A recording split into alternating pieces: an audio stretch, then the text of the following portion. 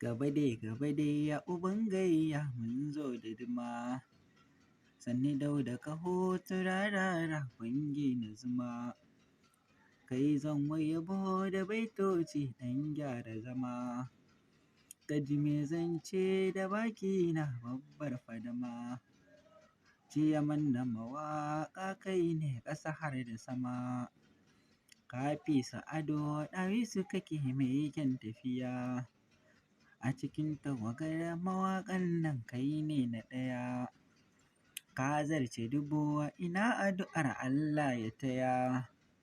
Gaba dai mu je tafiya mai farar aniya, sannu dau da kaho turarara na balarabiya.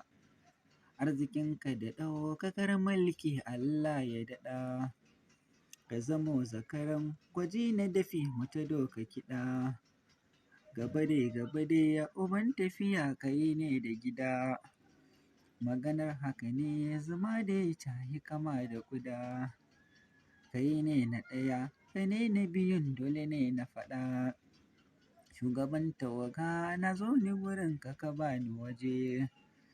A cikin tafiyar ka rarara ka kira ni mu je, ko da ba a ban kujera ba zan zauna a baje.